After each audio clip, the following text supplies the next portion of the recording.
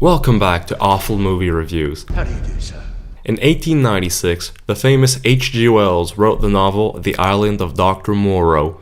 It was one of his earlier works, and it was adapted into 3 movies. The first one was in 1932, The Island of Lost Souls, considered nowadays to be a cult classic.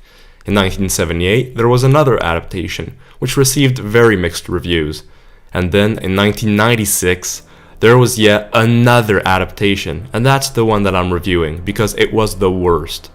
It told the story of a rescued man from a shipwreck who is brought back to a secluded island. He slowly finds out that there's a mad Dr. Moreau who also inhabits the island, and that he has been for years conducting experiments to create revolting and disfigured animal-human hybrids. The movie had everything going for it. Good horror material and a big budget, which meant that they could cast Val Kilmer and Marlon Brando, and yet it's such a poor movie. It's mind-numbing nonsense. Judge not, Mr. Douglas. First, we've got the characters. For a movie where grade A actors were casted, there is surprisingly little depth to the different characters that they portray. And the main character, Edward, was the worst. He's such a wimp. He's like the total opposite of what you'd expect from a film hero, and half of the time it felt like even the actor was bored on set.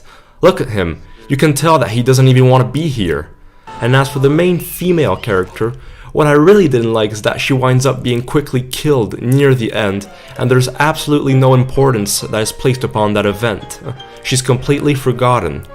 We don't even get to know much of the Dr. Moreau, and even less so because he dies right in the middle of the movie. That was the only rather eye-opening aspect about the story. And that brings me to my other point, the screenplay. It's the source of all of the movie's problems.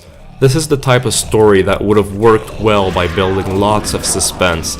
But it's the total opposite of what the movie does. It gives away all the suspense and thrills for some muddled and weak social commentary instead. At those times I look about me at my fellow men and I'm reminded of some likeness to the beast people.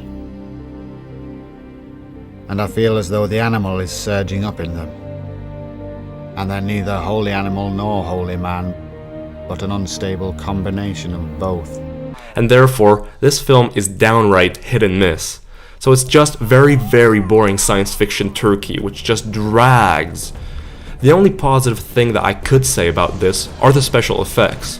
They are very well done, and it's all the better that they get lots of screen time, because they kind of become the pic's main characters. After all, they were done by the special effects wizard Stan Winston, who is also behind very classic monsters like The Thing, the xenomorph in Aliens, and the dinosaurs in Jurassic Park.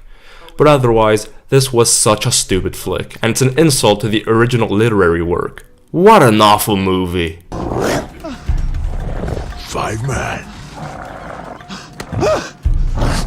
Please tell them that I am